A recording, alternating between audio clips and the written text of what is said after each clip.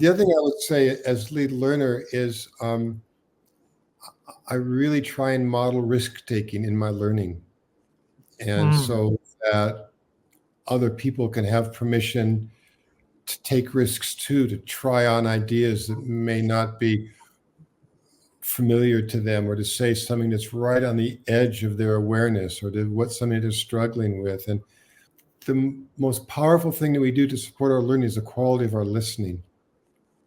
And I really think of myself, I'm the lead listener, hands down listening, meaning I'm not ready for the next comment. I've got my hands down. My mind is quiet. I'm really taking in, I'm not preparing my next mark, or what do I think about your remark, or I'm really fully with, oh, this is what you are saying. I'm taking it in.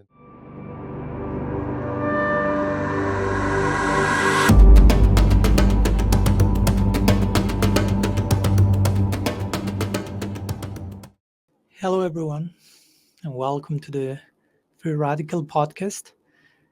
Today, I had the very interesting opportunity to meet and talk with Rabbi Nahum Ward-Lev. Rabbi is a teacher, scholar, and spiritual director, and he founded and leads Beit Midrash of Santa Fe, which is a scripture-based, multi-faith, intensive learning community. He also leads workshops at retreat centers, synagogues, churches, and seminaries. And his teaching, he's engaging different learners in adventurous explorations, in engaging body, heart, mind, and soul. So Rabbi is the author of a book called The Liberating Path of the Hebrew Prophets Then and Now, as well as numerous articles. Here I'm sharing my contact info for those who would like to connect with him. His website is Rabbi, with double B, Rabbi Nahum, Nahum.com, RabbiNahum.com.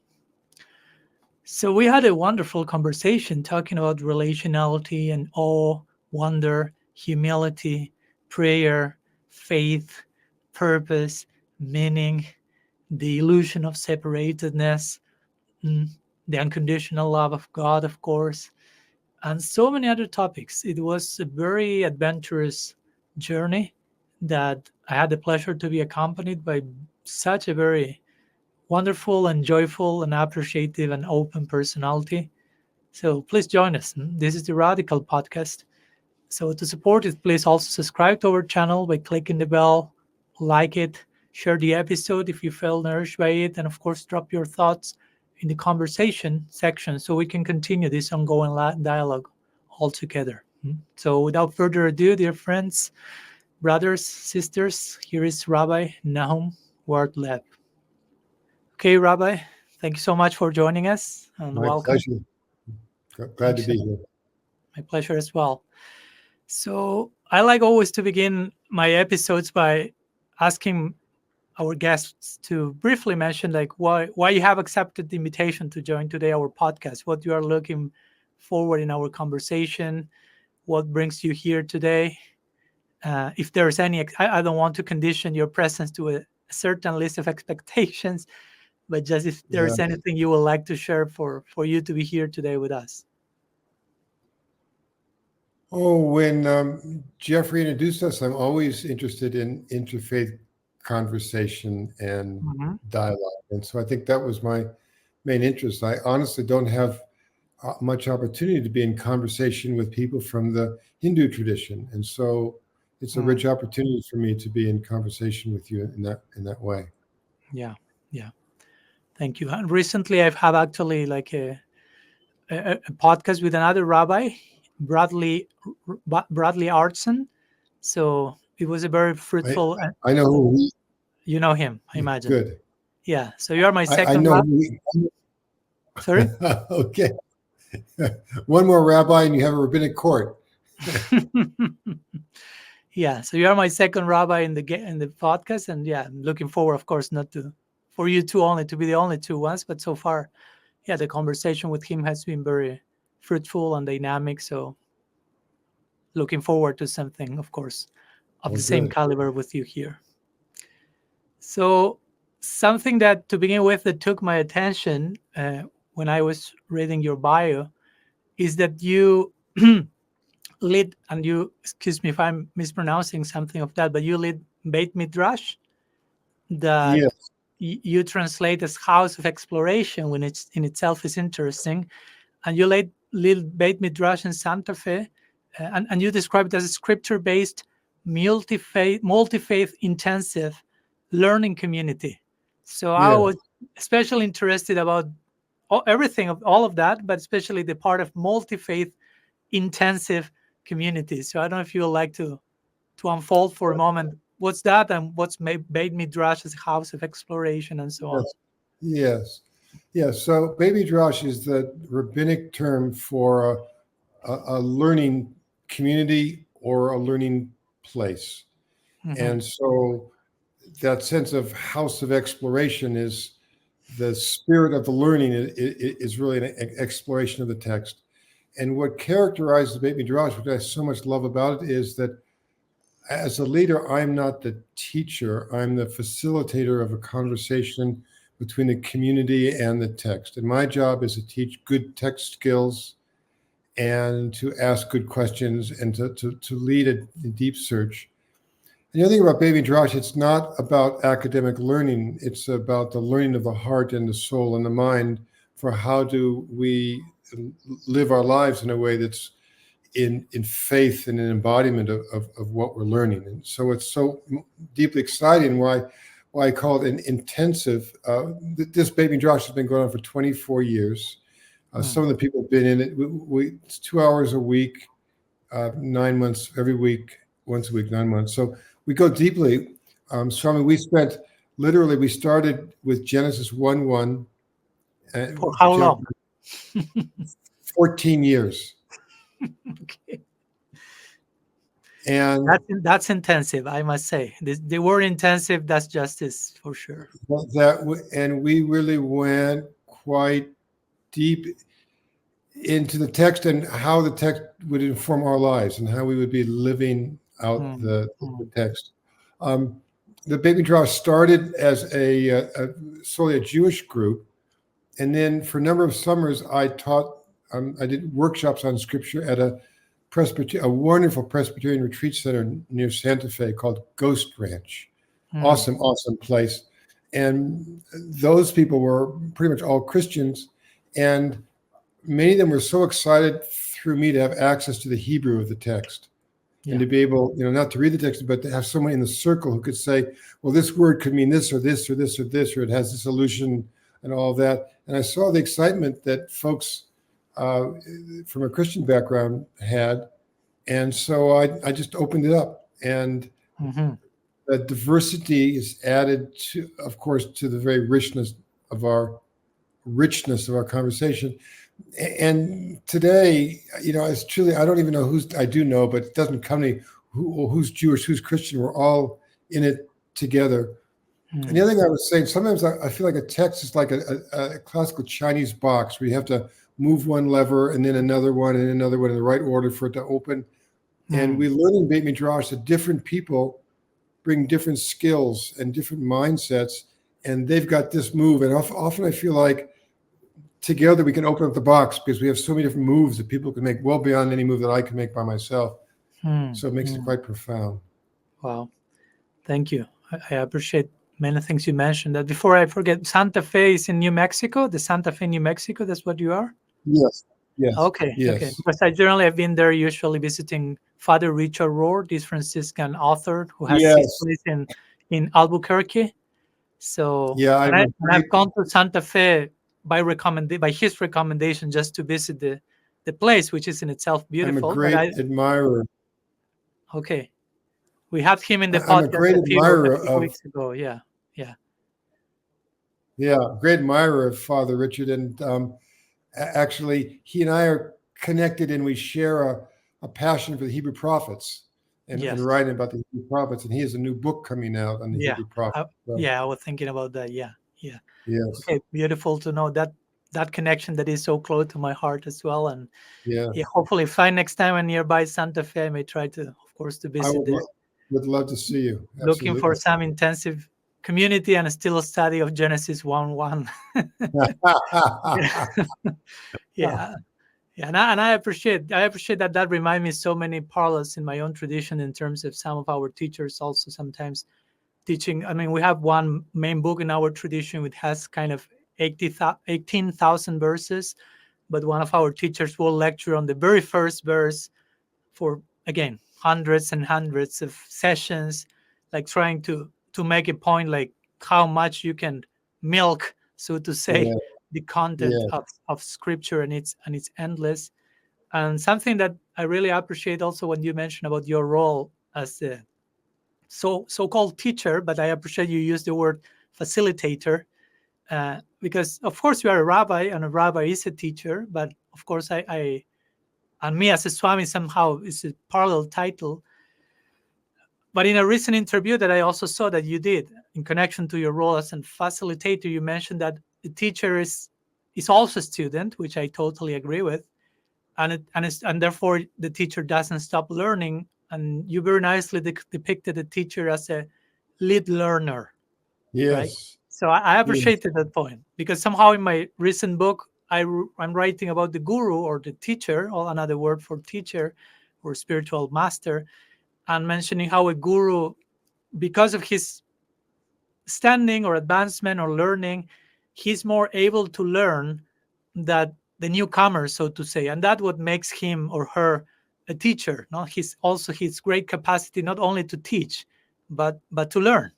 No, so a disciple is supposed to learn from the teacher, but in one sense, the teacher is learning, arguably, even more from the disciple, because he has developed a greater capacity to learn. So I really feel the importance of, every time we talk about rabbi, swami, guru, teacher, make the point.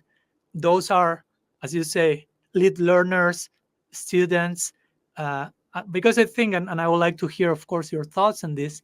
Like, like that's a very healthy and preventive stance, in the sense that as a teacher, by seeing yourself primarily as a student, you will be protected from, I don't know, complacency and superiority complex, or forms of spiritual bypassing, and instead culture proper humility, wonder, and this spirit of remaining student forever. So I don't know, I like to hear your thoughts on this notion of a teacher being a lead learner, student, and so on.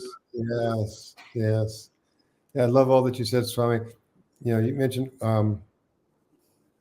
humility and wonder. Those are really two such important Mm, qualities, I think. Maybe for me, I don't know, I haven't thought in this way, but there's certainly two key qualities on the spiritual life: humility and wonder, mhm, and then they go very much together. So I like that you brought those mm, together. And yeah, I mean, honestly, yeah, Swami, that uh, I think what makes it exciting for me and adds to other people's excitement is how much I get to learn. And I mm, think that people getting to experience my excitement that I get to learn too adds to the excitement of their learning and mm, yeah, the humility and the wonder that I can bring. mm, The other thing I would say as lead learner is I really try and model risk taking in my learning. And mm, so that other people can have permission to take risks too, to try on ideas that may not be familiar to them, or to say something that's right on the edge of their awareness, or to what something they're struggling with. And so I'm modeling learning. The other thing I really want to say is in Beit Midrash, the most powerful thing that we do to support our learning is the quality of our listening. And mm, I really think of myself, I'm the lead listener. And honestly, I have had many people come up to me, many more people have come up to me and said, Rabbi, or Nahum, however, I've learned a lot about how to listen from you, much more than I've learned some particular idea from you. mm, mm, To really, I talk about it, hands down listening, meaning I'm not ready for the next comment. I've got my hands down. My mind is quiet. I'm really taking in. I'm not preparing my next mark, or what do I think about your remark, or I'm really fully with, oh, this is what you are saying. I'm taking it in. And the I always begin every new year with it's the quality of our listening that leads to the deep learning. Yes. and for me that's humility, and that's the best possible preparation for wonder also, right? Because you are just off guard and welcoming reality to impact you unpredictably, however it has to happen, right? I love that you said off guard, because normally we think of it as a pejorative or not positive stance. But in this sense, off guard means I'm relaxed and receptive. I love that. I'm Yeah. off guard. Yeah, I'm of not. course, in terms of you're trusting the unfolding of whatever is in front of you, no, from that place. Yeah, Yes. I've yeah, been yeah. thinking recently that, a lot of what I've been thinking recently, what does it mean to trust in God? We talk about trusting. I think that Mm-hmm. a lot of the core of the question that the prophets are exploring in the Psalms and the Torah are, what is that aspect of trust? What does it really mean? It's not trusting that nothing bad will happen, or that all my Mm-hmm. wishes will come true, or that this prayer will be answered, or that God is going to control the world.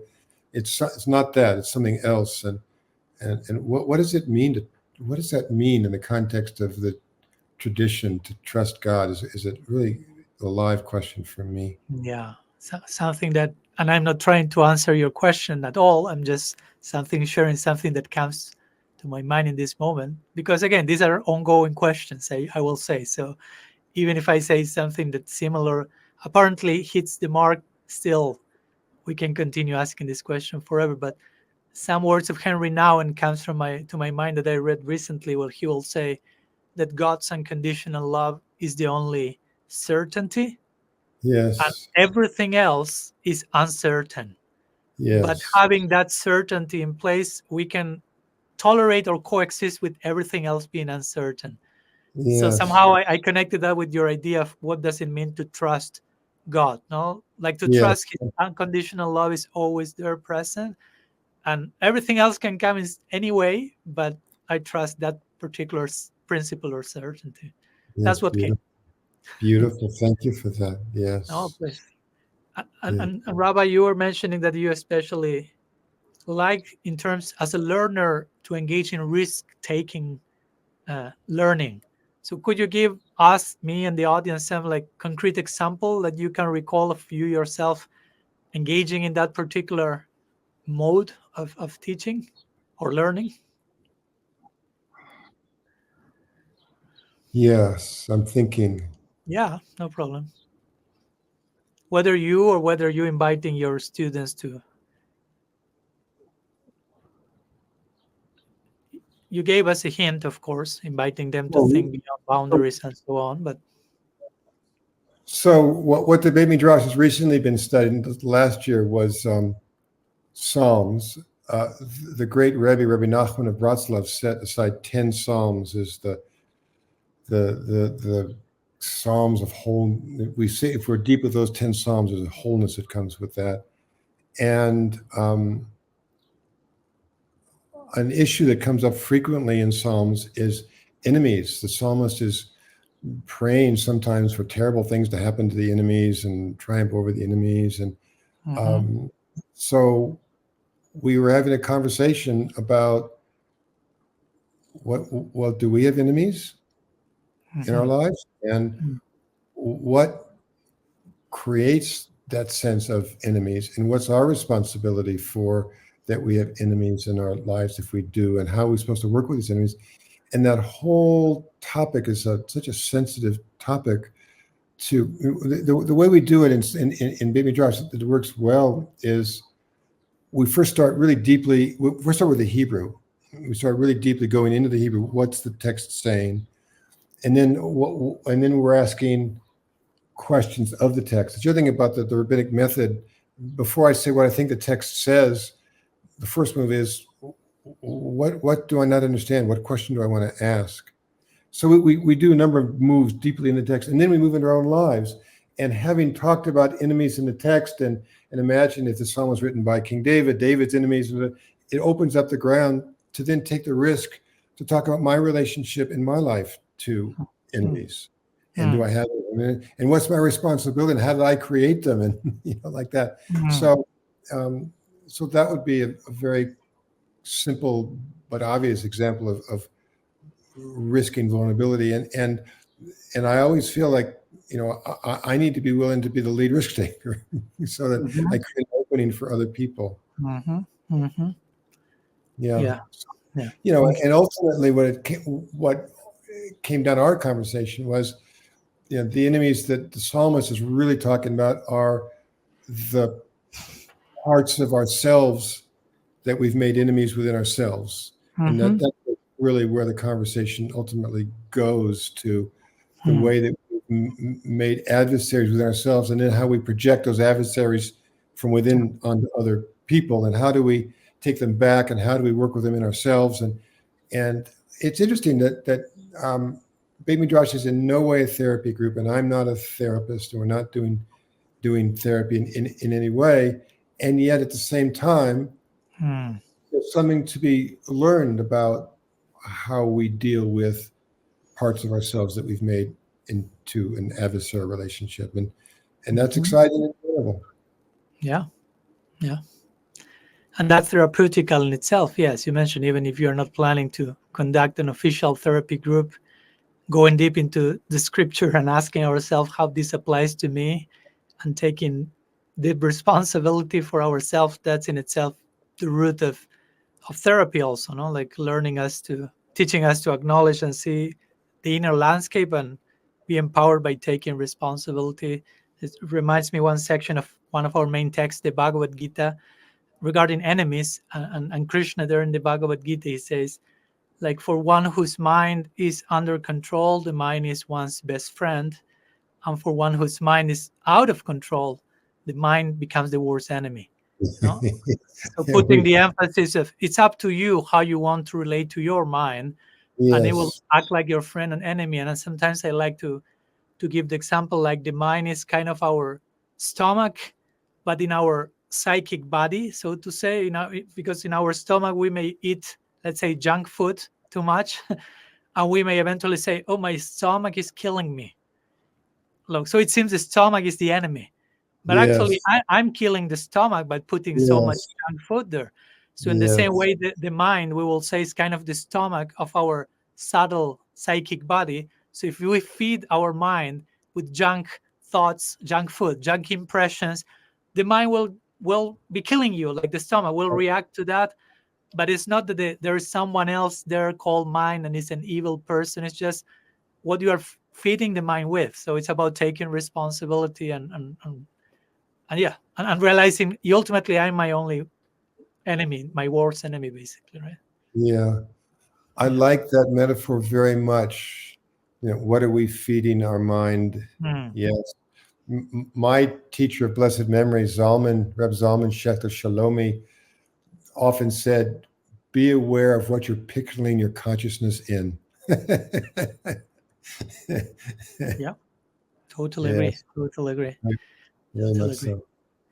Going back to the idea briefly, because there was something also that you mentioned in that interview that it caught my attention, and because you were talking about, again, being a lead learner and the importance of learning. As you say, according to some sections in the Bible, even God keeps learning. Yes. Which I appreciated the point, because sometimes we may project this all perfect idea on God in an idea of perfection that is quite imperfect, which limits God in so many ways. In the name of establishing him as perfect, we are limiting and making him so imperfect. He cannot learn more, he cannot grow, he cannot this, he cannot that, because he is unlimited and perfect or whatever. So if you could share some thoughts in terms of from which place, at least in the Jewish tradition, or in your view, from which place you will say God keeps learning. Oh, so many. First of all, I like to say that there's no word in biblical Hebrew for perfect. That the word perfect does not appear in the Hebrew scriptures. There's whole. There is authentic. There's innocent, but not perfect. And if we just begin with the first chapter in Genesis, the great medieval Jewish philosopher Maimonides points out that God at the end of each day is in a state of wonder. Like God says, Kitov, like, how vital this is. God is Mm. taken. I mean, there's something going on with the very process of creation that is a lot enlivening for God's self in the Mm. very process. There's something unfolding. The way Maimonides understands it, like that among the infinite possibilities that God's aware of, this is the one that emerged. Like, whoa, look at this. And then Wonder again, no? Like God wonder. expressing wonder. God says, Ki tov, how good, how vital. Wow, this is awesome. This is awesome. Thanks for the contemporary adaptation of the Hebrew. I appreciate it. Wow, that's And basically. and then in the book I wrote, I talk about God's learning journey in Genesis. That Mm. I do not look upon what the expulsion from the garden as simply punishment for something. I think that that's bringing a punishment mentality to the scripture rather than reading the scripture. Mhm. But basically, God starts off by saying, okay, I'm going to put these people in the garden and I'm going to give them everything that they need, except they can't eat from this one tree. And gosh, they're going to be fruitful because I'm going to give them everything. And then God learns from that. Says, well, actually, this creature doesn't do so well if I give them everything. This creature needs to work. This creature needs to work at it in order to be all that this creature can be. The creature takes some responsibility for its welfare, for it to flourish. So God tries outside the garden. And that doesn't work so well. And so in the time of Noah, there's the flood, and God says, okay, I'm going to make a covenant with humankind. And the covenant's going to be, and I could go on and on, that God is learning all along the way. How do I support this creature to flourish in a moral, beautiful, ethical way? God is learning along the way. Yeah. Beautiful. Yeah, that makes me think somehow of one section on going back to the Bhagavad Gita, so I can avoid drawing It's parallels and good. connection. All good. And God there, he's saying also something in terms of his generosity and willingness to somehow or other offer us a chance to connect with him. And like, okay, he says, please always think of me. And if you cannot do that, try to do this. And if you cannot do that, try to Yeah, do this. exactly. And if you cannot do Exactly. that, so he's putting the mark down to for everyone to somehow find a starting place, and for Exactly. his and then he's showing his mercy and his unconditional extended arm to us. But I was thinking about what you mentioned regarding which is the Hebrew word in Genesis for God's expressing the wow kitavak, which was God says ki tov, and ki means it's like an exclamation, and tov is often translated as good, but I like also a valid translation is vital, alive, okay, vital. It is okay, vital. Ki okay. tov. So very vital. Okay. Yeah. So I'm thinking, of course, it's not that he said that during those beginning days, and after that he kind of experienced a loss of wonder, and now everything reaches status quo, and God become bored, and okay, no more wonder, no more vitality. But that for me is kind of an hinting at how God's eternal unfolding keeps going on. Not like the norm for him is wonder and expansion and ever evolvingness, as I like to say in the I book that think I'm talking now. Like that's God is really, in constant evolution, so constant yes, learning, basically, constant learning. absolutely. And so God created a learning creation. Yeah. That life is ever learning. It's like I'm looking Mm, out at my beautiful summer garden and those flowers. I mean, it took billions of years for the creation to learn how to make a flower. mm, mm, mm. It's like, well, I mean, for much of when there were plants, there were not yet flowers, and and all of creation in its unfolding is on a learning journey. Yeah. And so we are on a learning Yeah. journey, And and all that because God himself is on a learning journey to begin with, all right? right, that's right.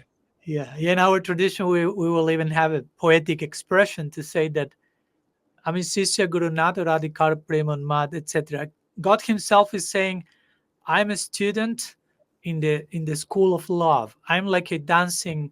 He describes love as a dancing school, and God is a student in that dancing school. So he's always learning new steps of dancing in terms of love, and how his love keeps growing and expanding. And he himself Yeah. speaks of himself like, I'm eternal student in this school of love, and I'm Yes. constantly learning new dancing steps, basically.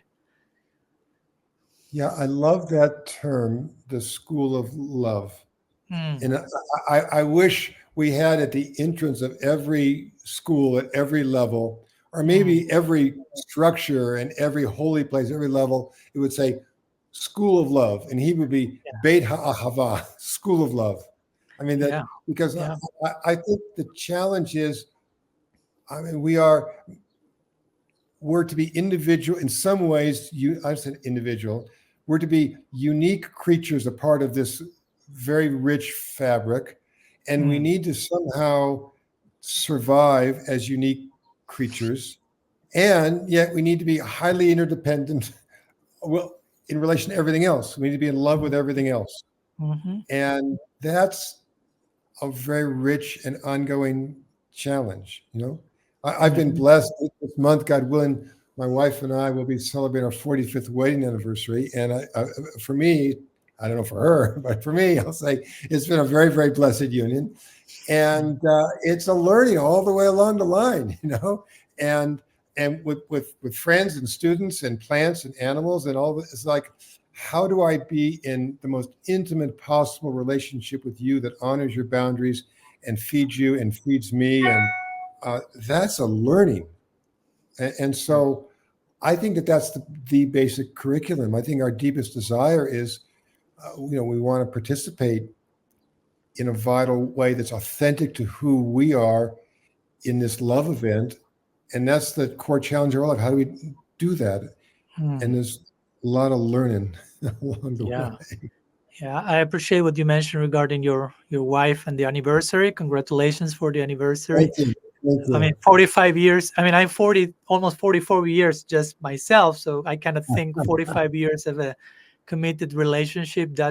There has to be something very, very profound.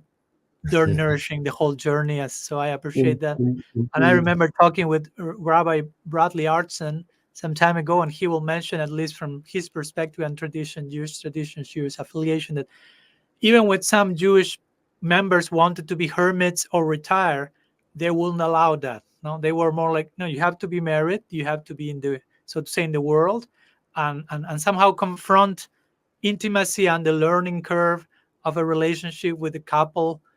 He emphasized that point, and me as a Swami, as a monk, I appreciated that, because for me it was like, okay, I'm single, I'm a monk, but at the same time I acknowledge that I need to have intimate relationship with people, because somehow or other all this learning that happens in such intimacy is what starts to reflect, at least for me, the type of intimacy we want to attain with God also in one way. Now we want to That's establish a relationship with the divine that is full of intimacy, full of trust, of openness, vulnerability, honesty, constant willingness to learn, empathy. So unless you have a very intimate, close relationship, probably you don't have with whom to exercise that on a daily basis and train your heart for the experience of God. So my point is, whether I'm single or married, the point is all of us who want to have that relationship with the divine must start training those muscles, so to say, here and now, right? Yes, absolutely. And I've had some very close friends who've been Catholic monks who have told me that their faithfulness to their vow of celibacy, I say Mm-hmm. this understand, unfortunately, there have been others in tradition for whom that has not been an authentic vow, but for those who are, has allowed them a broader degree of intimacy with more people, because everyone knows they're celibate, that they can be close in a way that's safer. Yeah, That the vow of celibacy is not a barrier to intimacy, but is actually an opportunity for. So, I yeah, mean, and yeah, and the great Jewish mystic of the 18th century, the Baal Shem Tov, taught that all love is love of God. And so it's not like I'm learning about love of God through loving my wife or loving my friends or my daughter, but that is the love of God. And Martin Buber, the great Jewish philosopher of the 20th century, wrote in his beautiful piece "I and Thou" that that's the lines of an I and Thou all converge in the Thou, of the divine that participates in the I Thou of the divine. And so we love God by loving all of God's creation, from the flowers to the people. It reminds me a beautiful quote from Dorothy Day, Christian contemporary mystic, and she will say, "I only love God as much as I love the person I love the least." Right? Yes, that's beautiful. So that first time I read that, I almost fall to the ground because it was so much truth in a few lines, and it was so really coherent with even our own tradition, which says the more you love God, the more it has to be reflected in how you relate to everything else, and you will find God's presence everywhere else, and you will love everything as part of that equation. There is not like I love God and separately I love someone else or I don't love someone else, but again, as you say, there is interconnectedness. God is in the center. So love for him encompasses everything else. So therefore we can develop love in a healthy way with everyone in the context as part of the relationship with God and the love for him. No? Because if not, it creates I've seen in some cases such a tragic divide. Like you cannot love anyone else, because that love opposes love of God, instead of integration and embracing. I could not agree more, and it brings to my mind some of the mirror image of that. The great biblical scholar Walter Brueggemann, who I'm blessed to also be friends with, in a recent blog. He wrote an endorsement to your book or something, right? Or preface or something? He really did. He very kindly honored me to write, and he's a profound teacher for me. So Walter is still writing a little bit, and in a recent blog, he did a contemplation on the Exodus story, the great Exodus story, the Hebrew people from slavery in Egypt, and they cross the sea, and they're liberated, and they're free, and they're dancing in celebration. And Walter is meditating not on that great moment, but on the Egyptian soldiers that died at the sea, who were nameless, and the problem of having anyone be nameless, of anyone's life not being equally worthy as anybody else's life. He's not being critical of the text, but he has a line in there which is so beautiful. It's a mirror of what you said about Dorothy Day, which is the line was something like, and I may not have it exactly, that we can only feel as worthy as the one who is deemed least worthy among us, and that if we treat I really do believe this, Swami, if we think of one person as not worthy in some way, then our whole humanity becomes not worthy. I mean, I only become worthy because, well, I'm not like that guy. I maybe I didn't do it. He did this bad thing or this bad thing, whatever. I'm not like that. Then I become only different from him in my deeds and not in my essence.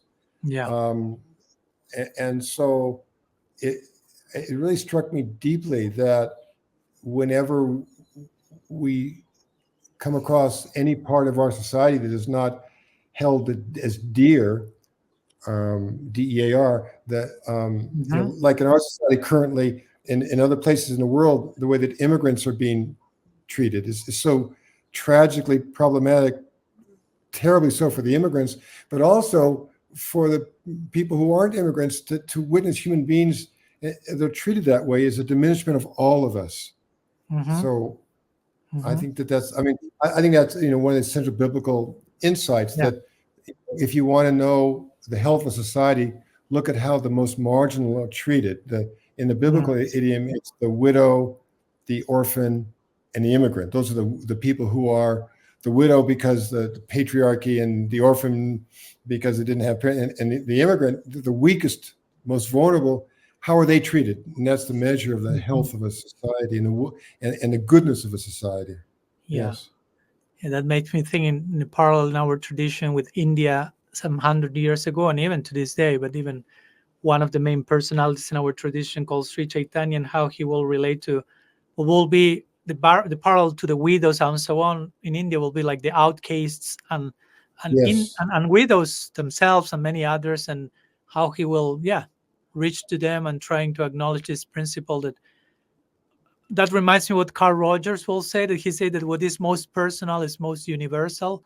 So like how you relate to something personally and specifically also that affects everything else, and how you relate to an individual speaks about how you are relating to everything else again. So yeah, going back to Dorothy Day, going back to Richard Rohr will say, how you do anything is how you do everything, right? Yes.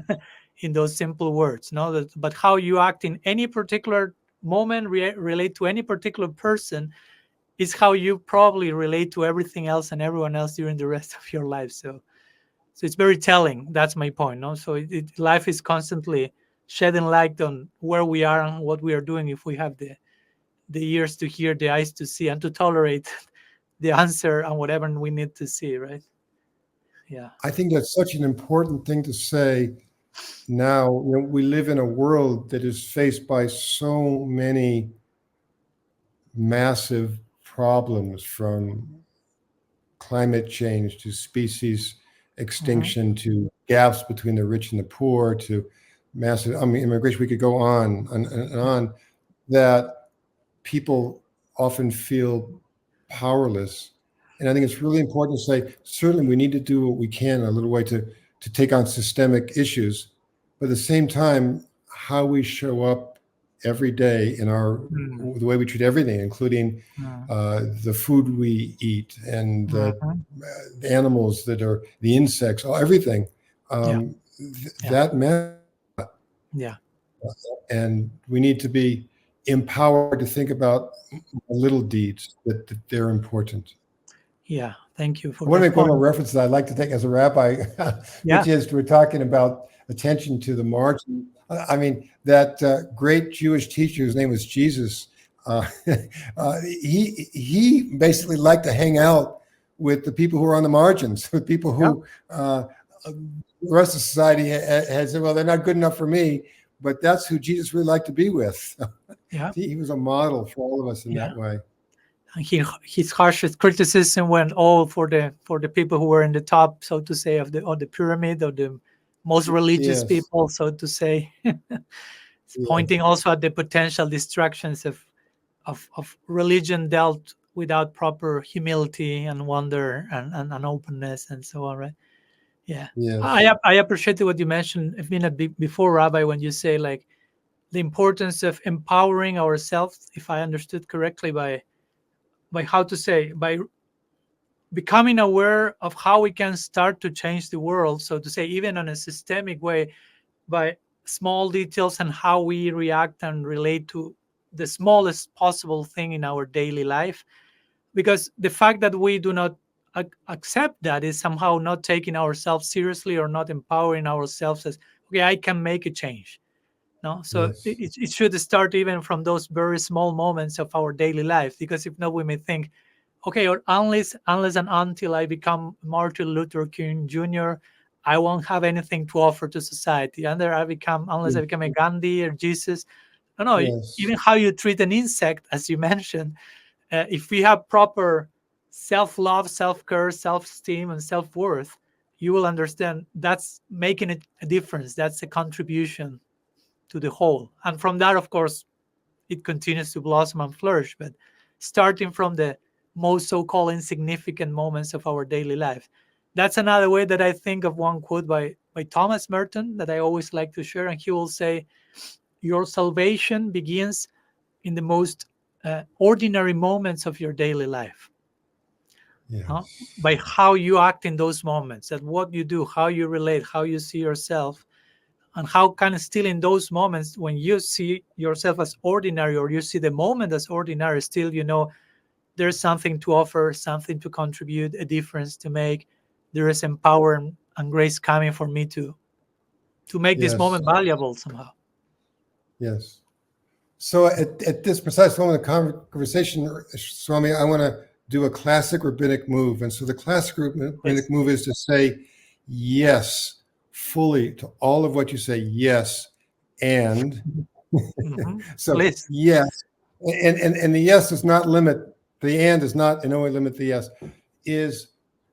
That's so true. And how do we hold that at the same time say, we do need to have our eye on systemic problems and what we can do in our little way to Yeah. address systemic problems. For instance, we might think that recycling, which is a really wonderful thing to do, that's the yes. And we need to look at the larger systemic issues as well. And how do we do both? I mean, often we can get lost in one or the other. But how do we have the right humility and awe to do both? Yeah. Yeah. Yes. Yeah. And I will connect maybe, and I will do my move now in connection to your book, because I think that in your book you try to address some of these issues. The title of your book is The Liberating Path of the Hebrew Prophets, Then and Now, right? So I like to go into that direction for a moment, since you touch upon some topics related to social justice and liberation, Yes. theology, and so on. But before going there, even we have invoked just in your title the word prophet. So I'd like to hear a few words from you. What's a prophet in your own estimation? Because many times, again, people hear prophet and just think some descending master, an absolute, I don't know, future teller in a literal sense of the term. So what it means to be a prophet for you, what it means to be a prophet in Judaism. In my own tradition and in my recent book, I talk about how we will use the term in Sanskrit parampara, which sometimes is more like a disciple-student succession, no? A disciple with a student, then another student. We call that parampara, which means one after another. But I call that, like following Richard Rohr's words as well, a living school of prophets. And a prophet as a spokesperson for God, someone who is seeing the future in terms of having the proper level of presence and connection to reality, to see what's coming, to see what's going on, to see what we are creating now, and to be able to articulate that in terms of truth telling, in terms of confrontation, in terms of naming and framing what sometimes is uncomfortable for many of us to hear, and many times evoking crisis by deconstructing current illusions. So, anyhow, I personally define a prophet in all those terms like a committed participant to the descending current of truth. And for me, any mystical tradition should be a prophetic tradition in that sense. But I like to hear your thoughts on the word prophet before we go to the contents of your book. Yes. Yes. Thank you for the question. So I'm referring to it specifically in the context of the prophets whose writings appear in the Hebrew scriptures. Mm-hmm. And those are people who lived between approximately the year 750 before the Common Era to 550 approximately before a little more than 200 years. Yeah. And they appeared in Israel and Judea, then the two kingdoms, at a time when after a great absence of imperial power in that region, the great empires had regathered their strength and were again, both the Egyptian and Mesopotamian were threatening the kingdoms. And the local rulers, the kings, were aping imperial power in their own unjust way that they were. So these prophets were specifically confronting the devastation of imperial power on the common people. And they were denouncing that power both abroad and domestically in terms of the elites within the Israelite and Judean society. And they saw themselves, and they were bringing God's word. They were not speaking a human word. They were bringing God's word in terms of the consequences of their behavior. And basically, the prophet Amos has this powerful image of God holding up a plumb line. Imagine a string with a weight on it, and a mason building a wall and holding a plumb line. And the imagery is, as the wall gets too off of center, it's going to fall. And that God has holding a moral plumb line in the midst of society to say, you are too off center, off balance in terms of oppression. It's too grave. This society is going to fall unless you make corrections to the justice and the way that the common people are treated in this society. And so I like to say about the prophets that they embodied in bringing God's word three qualities. First of all, they were imbued enough with God's love that they valued every single person in the society, and they were in our terms the school of love that you and I were talking about. And in that context, they had the courage to denounce the corruption and the violence and the injustice that they saw. And at the same time, imbued with God's possibility, they could transcend the violence and with moral imagination, envision an alternative and articulate an alternative future. So the ability to bring God's love, to name the violence and specifically, and then to transcend it, to offer a vision for a way forward, an alternative way, that's the role of the prophet. And in modern terms, I think that Dr. Martin Luther King fully embodied the qualities of the prophet. And clearly, he saw himself, I think justifiably so, tragically in his last public address, when he clearly knew that his end was likely near, he put himself in Moses' place when Moses was about to die. He said, I've seen the promised land. And Moses, at the end of his life, gets to see, but not in. Moses gets to see, but not into the promised land. And Dr. King says, I may not get to go there with you, but I see it. That Dr. King saw himself in this mode, and he was clearly a person who saw through the eyes of a loving God the oppression, and yet envisioned an alternative that was a loving and beloved community. So, I mean, he was, for me, the modern embodiment. And then the great contemporary 20th century Jewish author on the prophets, Dr. Rabbi Abraham Joshua Heschel, who famously marched with Dr. King. And actually, he famously had a conversation with King about the war in Vietnam and was influential in King's momentously courageous decision to come out against the war in Vietnam. Heschel himself, I think, in some ways embodied these qualities of the Hebrew prophet. So, I appreciate you quote Rabbi Heschel now, because I recently get to know about him, and I was shared a series of words by him, and were like otherworldly, and I shared them with my community, and they were all like fascinated by the depths, and in a few lines how much he encapsulated basically the essence of it all, so to say.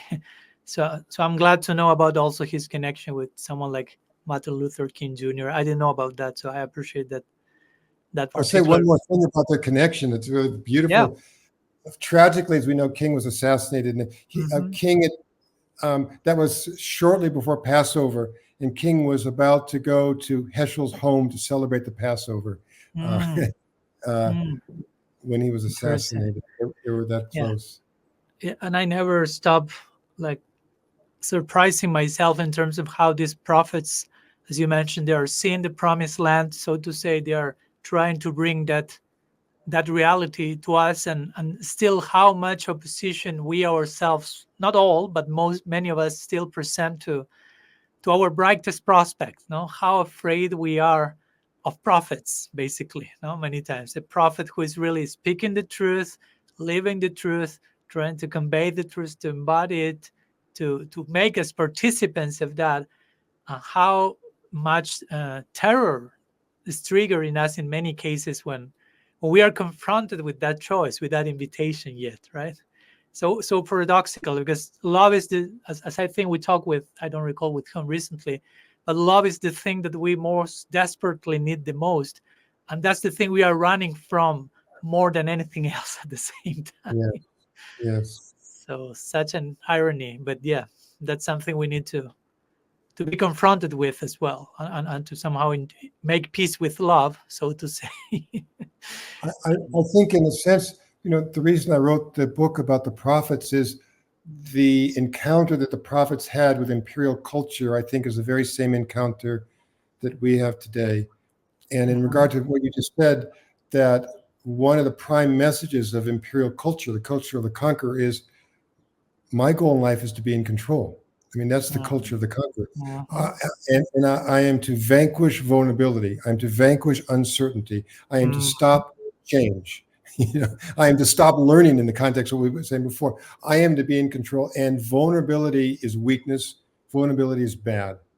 Yeah. And there's no love without vulnerability. So in a sense, our culture has not given us the roots that we need in the soul, in the human soul, to be able to allow ourselves to be vulnerable.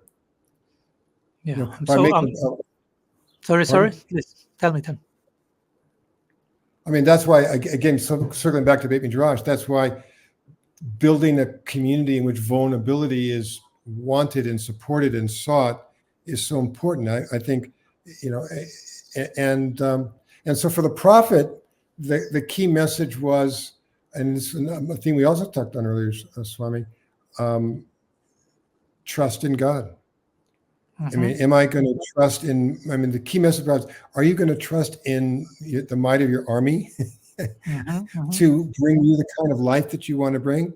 I mean,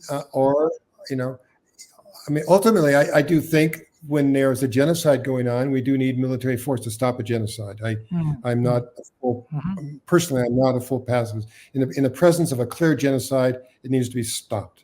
To the extent that it responsibly can. So, but beyond that, we use force in so many ways that are so violent and cruel, and can we learn to trust God rather than trusting coercion, power, and force?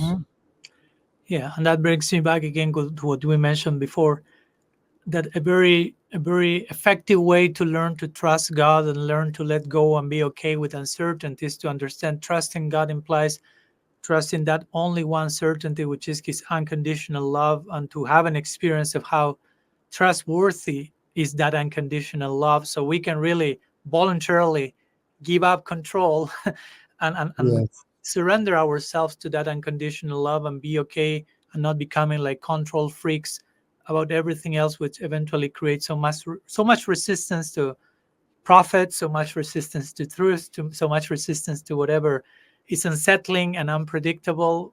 And the point is that love is unpredictable by nature. So if we are not okay with unpredictability, we are not okay with love, basically. In our tradition, we'll say, Hari Bhagati Premnasha Bhav Kutilabhavet, which means love moves in a crooked way like a snake, not in a straight line, but like it's unpredictable. You cannot anticipate the next move. And that's okay. It's not that the snake will someday start to walk like this, and we can anticipate and make it controllable. Interestingly, in the Sanskrit language, which in many ways, to our connection with Hebrew, as you mentioned, one Hebrew word may have different meanings.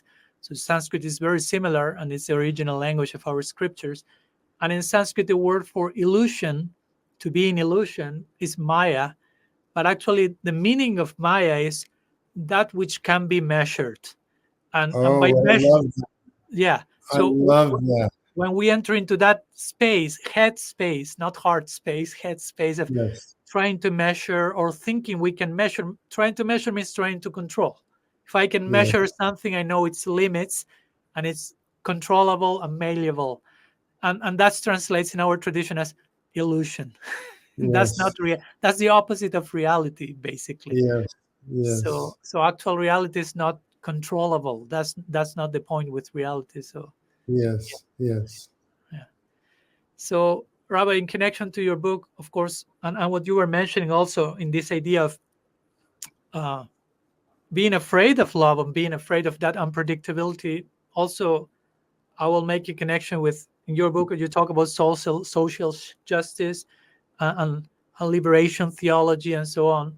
So, what's the role of social justice in religion? In the sense that for many people consider spirituality as their own private salvation project, which again is some other way of trying to keep it controllable and keep it in the way I like and how it's still a form of comfort zone. So and they may without bad intentions say, no, I'm trying to save myself and I'm occupied with that, and that's my contribution to society and its members, so to say. So no, there's no need for social justice. No, I mean that's the world, that's those who are unaligned with God, but I'm concerned with my private salvation project, so to say. So what do you think? There is a balance point in between that. Of course, we have our time for prayer, for inner culture, but how much do you think a spiritualist is called to engage in action in the world and social justice, basically? Yes. Thank you. I love the question. First of all, I'd say that if we were to take verses in the Torah that have laws in them, that the most extensive category would be economic laws, Okay. business laws, Mhm. laws about the distribution of goods, laws about ownership. Mm, That the Torah is massively concerned with how do we emerge as a society. mm, And I think that the Torah's understanding is that there really is no such thing as an individual, that you and I are each unique nodes in a rich fabric of relationship. But it's not like mhm, we are individuals that choose to be in relationship. There is mhm, only relationship. mhm, And therefore, looking at the relational fabric of the society in which I live is of fundamental importance to me. mhm, That I can't have, there's no such thing as my own individual life. I'm a part of a community, I'm a part of a family, I'm a part of a society, and I need to take responsibility for that level of society. mm. So, in the Jewish tradition, um, virtually all of our prayers are in plural. All of your We're what is in prayer, plural? All of prayers, your our prayers prayers. Oh, mm, are in plural. mm, Um, uh, Prayers of thanksgiving, prayers of request, uh, mm, prayers of atonement. They're all in the plural. That we are all in this together. mm, And I mean, it's such an interesting thing about I mean, I think the Torah is also very interested in this sort of yes and move. Like, I think that last 5-6 years have given humanity a great gift in recognizing the rights of the individual, and we've gone too far about individualism and the rights of the individual to not mhm, see that there really is no such thing as an individual. We're all unique nodes in a fabric, and we need to attend to the mm, fabric. mm, And so, justice is a way of saying, I mean, I'm blanking. Maybe I could think of the woman's name in a moment. Um, Wrote that justice is what love looks like in public. Justice is what love looks like in public. And so mhm, I need to be concerned about love at every level, both in my private life and in the public life. mm. Thank you.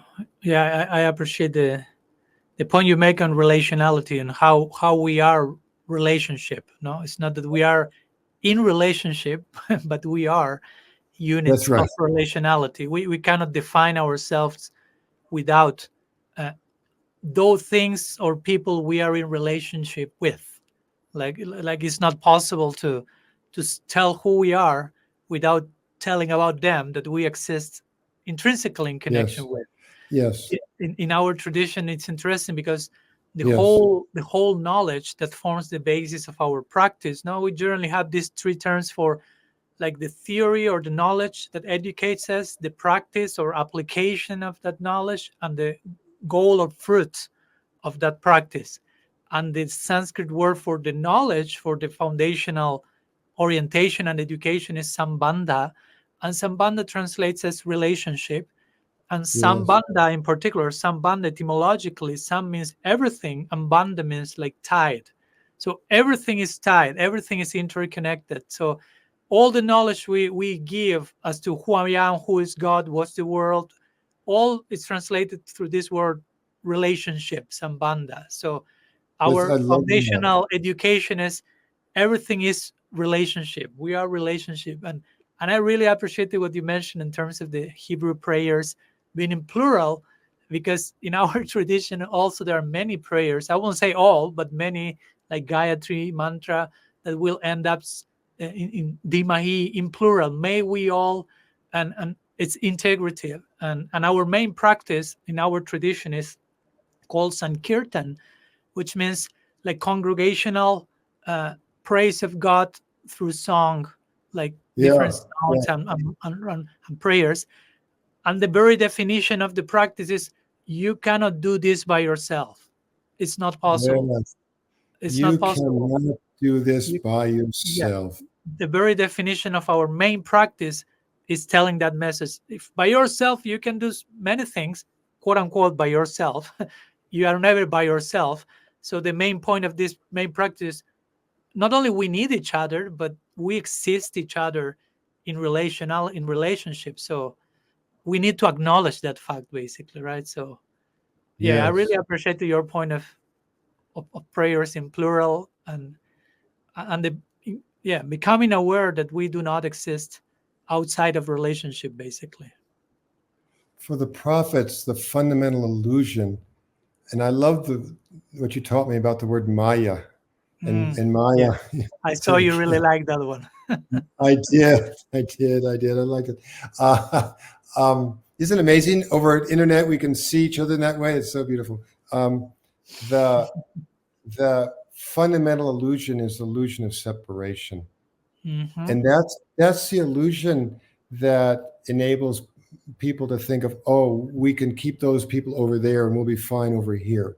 That we can wall ourselves off, or we can separate. That we leads to all kinds of problems, and is fundamentally an illusion. The truth is what you've been articulating, that we are all intimately connected, and that the goodness in life comes from relationship. That's where the juice flows.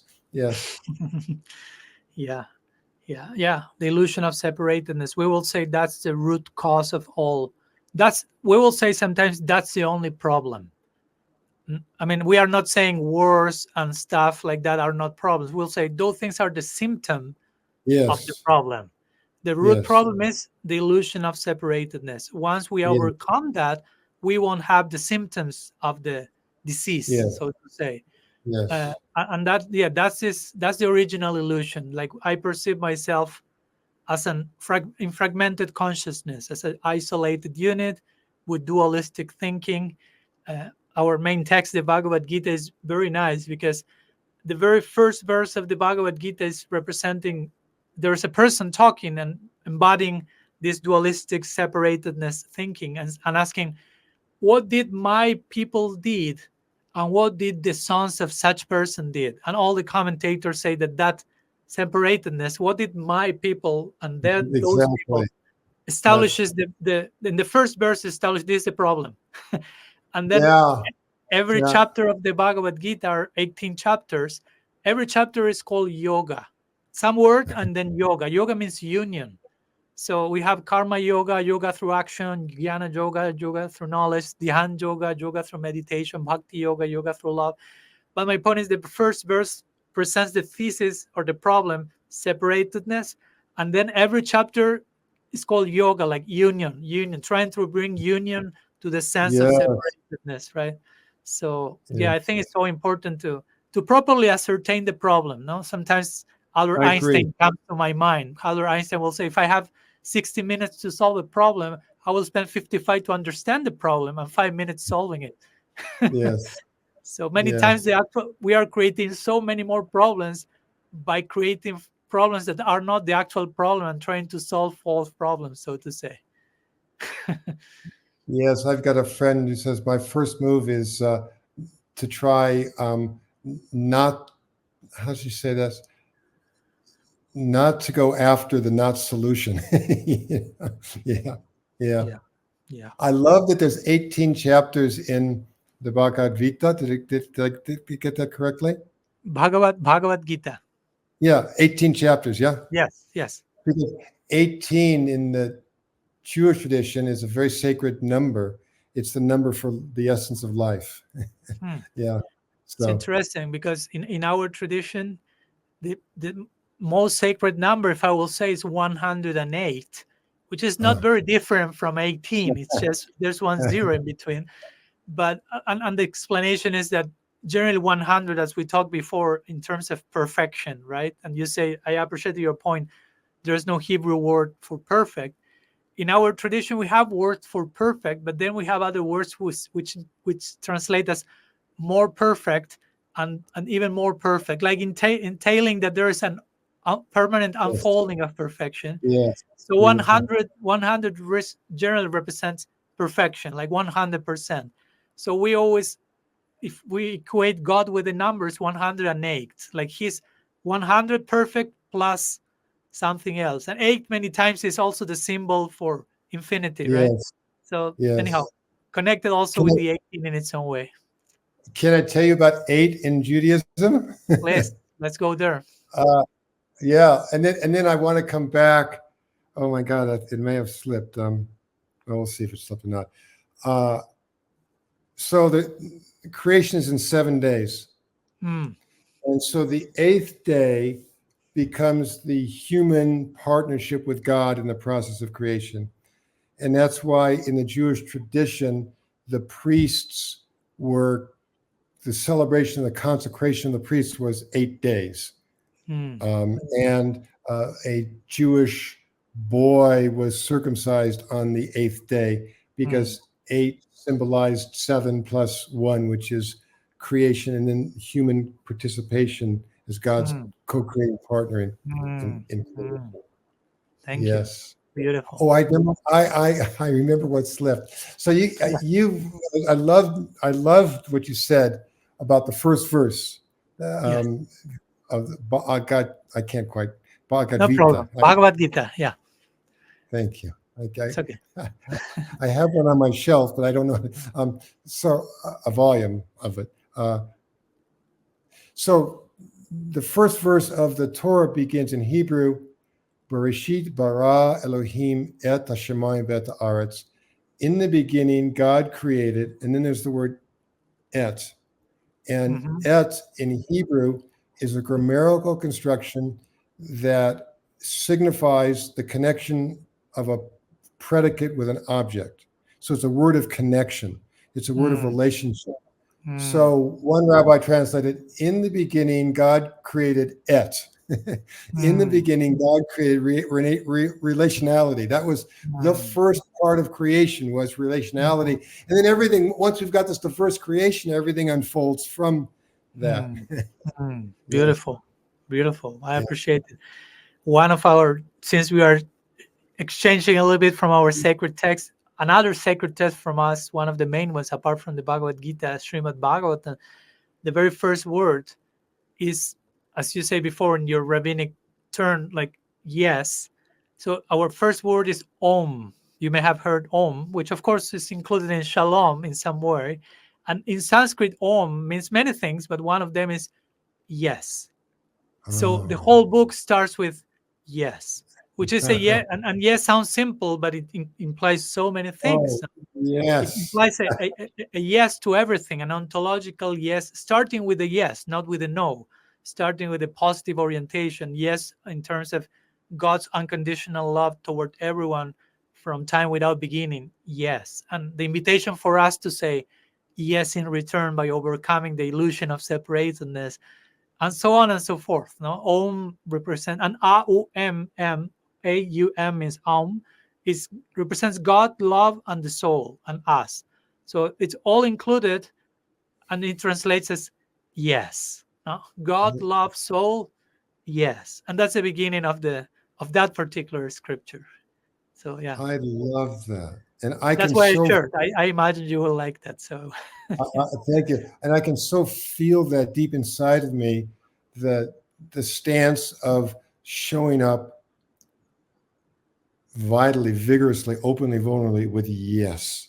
That's just, I mean, that to me, that's the embodiment of faith in God, yeah, to say, yeah, whatever this is, and we yeah, live as in a very, very, very difficult times, yeah, even privileged people, yeah, less affected than others, but still at very difficult times, to come with yes, with yeah, Om. I love yeah. that. Thank you. Yeah, and you're talking so much about vulnerability, so I like to go there for a minute because it's for me such an important word as well. I in my recent book I made like 7 main themes that I think they are important to incorporate in spiritual life, and the main one for me was vulnerability. Like if I don't start by being vulnerable, I'm not trusting, as you say, I'm not trusting life, I'm not opening to God. So nothing else will follow. No? So that's for me like a first step of yes, of saying yes. And for me, vulnerability, of course, as you mentioned, is a form of courageousness, Yes.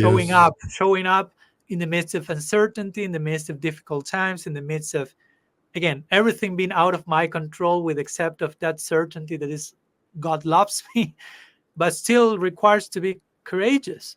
So, and I recall some research that was done to people, asking them if there was any.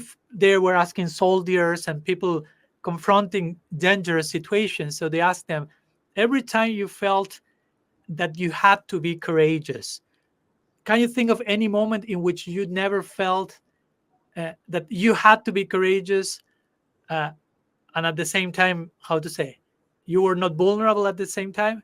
Is it possible to be courageous without being vulnerable, basically? And Yes. the result of the research was 100%. Every Yes. time you are courageous, you are in a vulnerable situation. So they are synonymous, basically. I love that. So I would like to ask you, especially for you as a Jewish practitioner, because again, there's lots of vulnerability tied to the legacy, to the history of your religion, in what many Jewish people have gone through history. So what's the role of vulnerability in your tradition, in your life? How Jewish traditions see vulnerability as a core value or not? I don't know. You tell me, Yes. I need to think for one moment about that. please. No problem. No rush.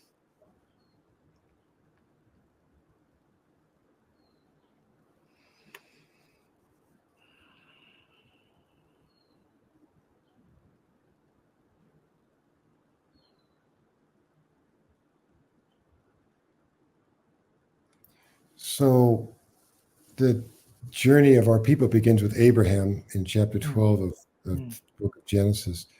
And God says to Abraham, go to the land that I will show you.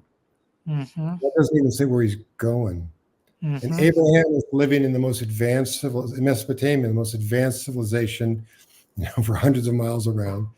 And he's supposed to go off into the wilderness, into the dry desert. And later, he meets with the Philistine king Avimelech, and Avimelech pretty much says, "So, dude, how's it been?" And Abraham says, "God has made me to wander." And the rabbis, in commenting upon that, say that one of the rabbis has an image that Abraham was following the scent of God, SCENT, the fragrance of God, mhm, and that's all he had. mm, And mm, to emphasize that this journey is a vulnerable journey by its very nature. mm. And I think about learning and creation and justice work is like, if we're going to bring something into existence that's not yet here, we're going to need to try things and take risks and make mistakes and find we were wrong and that we didn't see it clearly. And go into the unknown. I mean, listening to God is so much the willingness to open to the unknown, and so it's essential. And I would say, honestly, that that because of the legacy of oppression and genocide that the Jewish people has experienced, there's a tendency in our community to try and circle the wagons, I think. And a challenge in the Jewish community is, how do we create a balance between being as safe as we can reasonably be safe and not circle the wagons, And I think with the rise of anti-Semitism in our own day, which is very real, an important challenge to Jewish people is how to do that dance that you referred to earlier. And it takes courage. And I like very much what you said about courage, Swami, that often we think, well, the person of courage is this heavily muscled guy with a machine gun in his hand. We need to deconstruct that urgently. Yeah, we need to deconstruct that urgently, whereas it's often this elderly person that's frail that had the courage to come to something that was risky. Yeah. And as you say, that person may be not yet sure what's going to happen, what's going on. Right. There's lots of uncertainty. There's lots of liminality, unknowing. But that's the glory of that. No, it reminded when you were telling the story of Abraham. Also, Jesus will say, the only sign that I will give you is the sign of Jonas.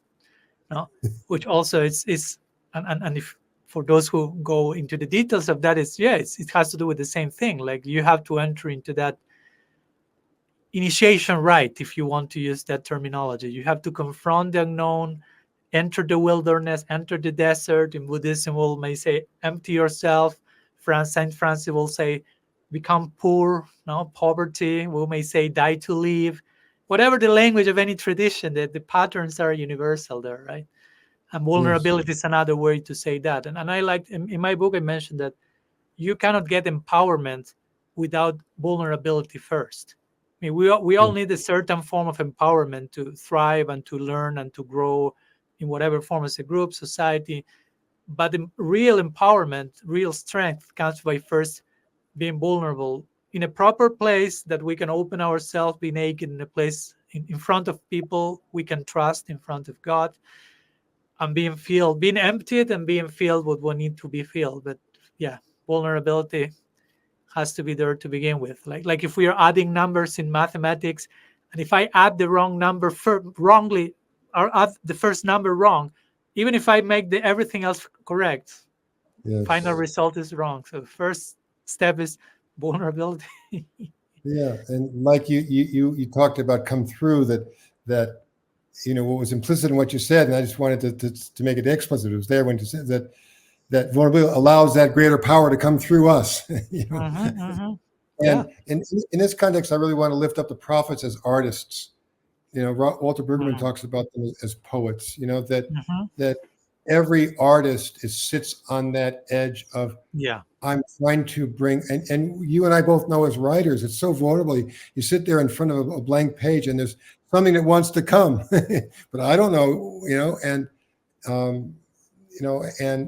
I actually feel deeply that every human being and every living form is an artist, and that we are all, me and the plants and the animals, we're all in this moment seeing, well, what's the possibility? What's the possibility of learning, of creativity, of newness? Is there some way that the infinite unknown can come to this finite vessel in this moment in a way that's never happened before? That's the vulnerable challenge of being alive, not only for me, but for all of the living beings around. Yes. Yeah. But most living beings generally do not have a problem in being vulnerable. We are vulnerable. We cannot choose being or not being, but we can choose accepting that we are vulnerable, and we seem to have a hard time doing that as humans, right? Yeah, I certainly do. I speak of these things, easy to talk of these things out of due humility and wonder. I just want to say, I speak of these things as those things that challenge me so deeply, not things that I've mastered in any way. Yes. Thank you for the disclaimer. I totally subscribe to that one as well. No problem. In your book, Rabbi, also you highlight this point of the role of love in healing the world today. No, we have been talking about related topics. So, but I like the word healing. Basically, I think the word healing needs to be brought to the table way more often than usual in terms of spiritual conversations and any conversation, but also spiritual conversation, because sometimes in our religious lingo, so to say, we may emphasize more words like purity, sanctity, and holiness, and perfection and correctness. But what about healing? For some reason, sometimes healing is kind of divorced from our notions of spirituality. For some people, it may sound like a new agey proposal or something. So I think it's a very important term. And of course, before going to the healing brought to the world, I like to hear from you some words in terms of course, to begin at home, the healing that has to happen in our world, and then by extension, of course, in the world. So anything you may like feel inspired to share in terms of this word healing that I consider so crucial. Yes, I love that. What will be the Hebrew word that resembles healing the most? Refuah would be the word for healing. And refuah. I was just, for the first time, I was just sort of feeling it in an onomatopoetic way. But Swami, I think our whole conversation this hour has been about healing. Yes. It's been about how can we enter into this moment as, Beit Hava as a school of love. How can we practice humility and awe? How can we be vulnerable? How can we be courageous? How can we be relationally responsible? How can we be intimate? How can we be in trust to God? I think these are all strands of the way we need to be to bring healing. And in some way, I think healing is closely related to learning, which is really where we started this conversation. It's like, and in listening, truth, right? As you mentioned. Yes, listening and learning and responding. And in some ways, nothing heals exactly the way it was. It has much more information about life in it from whatever wound happened. And so it heals hopefully to a new level of awareness and all the things we've been talking about, faithfulness, vulnerability, and all of that. And I'm glad in my own mind that I said the word faithfulness, because I wanted to say, and hear what you would say, is that in Judaism, faith, emunah, is not a belief thing. It's a relational quality. It's a relational quality. It's like in my marriage, I'm faithful, not as some idea, but because I show up for my wife in a responsible, loving, partnered way. You and I have been faithful to each other in this conversation as we've been listening and responding and open and honest, and we've been exercising emunah. And so faithfulness in terms of God is to be in right relationship with all of God's creation. And that is the healing for the separation that is I'm agreeing with what you said earlier, at the root, at the very root of the problem. The healing is, relational faithfulness.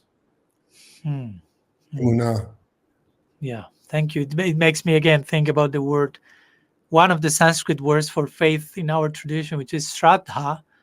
And Shraddha means basically Dha is like to hold our, and Shrad means our heart. So it's like a presentation of our heart. Again, it has nothing to do with like intellectual conviction or mental belief, but it's just like trust, again, confidence, vulnerability. I'm coming with my heart in my hand, no, in front of the person I have faith in. So it's a very courageous act, no, like here I am with heart in hand, so to say. I love that. If later you could just email me that word and transliterated, I would Yeah, like to. I mean, I couldn't quite hear it fully. That'd be really a no gift to problem. me. I'll Thank send you. it. I'll send I it. like Thank that. you. Yes. One more thing, since we are starting to wrap up, you have a few more minutes before we conclude, Rabbi? Yeah, about 5. Okay. Let's go to the one last point, and with that we conclude. Since you mentioned the wounding and the pain, and I will say that for me, also the wound is the path to healing. There's a way to speak about healing wounds. So if you would Yes. like to share with us some few reflections about pain, again connecting to your Jewish tradition and legacy, I'm so sure, and I've witnessed so much lessons and realizations coming by going through pain, embracing pain. I'm finding purpose and meaning in pain. I cannot avoid thinking about Viktor Frankl and man's search for meaning. Uh, what about pain? Again, because in many traditions or many approaches, we think religion, spirituality is just to run from pain, avoid pain, cancel pain, just be happy, no more pain. And what do you think about that? The possibility of integrating the wound and embracing the wound as a healing path, so to say, and so on. Yeah. First, the first thing I would say is Om. that we have to say yes. Yes. I mean, Yes. pain, suffering is a part of human existence. Mm-hmm. Some might distinguish pain and suffering, fine, but pain is a part of. And so, how do we turn towards, look at, listen to, be in relationship with, give our attention to, is a really important spiritual question.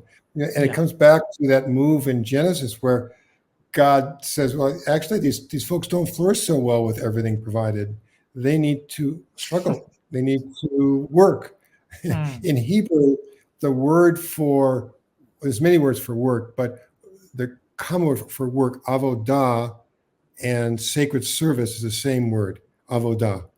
That Mm-hmm. work and sacred service are the same word, Mm. and so Adam and Eve, even Adam, needed to do their avodah. They needed to do their sacred service. They needed to do their work, and they needed to Mm-hmm. face their suffering, their pain, in Yeah. order to grow as people. I mean, that was learning that God made in the garden. So I certainly don't like pain. I don't like it at all. And I'm trying to muster the courage and the wisdom as often as I can to turn towards it and witness it Mm. and bear witness to it. I mean, and also going back to social justice, it's so important that we bear witness to the pain of others, and especially to the people who are most marginalized in our society, that we have a way of walling ourselves off, figuratively and literally, and turning towards. You've given me a great gift. In the Sanskrit. I wish I had another whole lifetime to learn Sanskrit. But It Om. takes I mean, it's time. like, It takes time. Yeah. yeah, exactly. That Om. Mm. You know, Yeah. Only you with know. that word, you learn what it's for this lifetime is more than enough. If you learn what Om means and the implications of that, you you are done with the essence of Sanskrit. I must tell you. Yeah. Yeah. Thank you for those reflections, Rabbi. And before we conclude, I don't know if you have any other thing you may like to share as a concluding thought, any idea, any message you want to leave our audience with, whatever comes to your heart at this moment.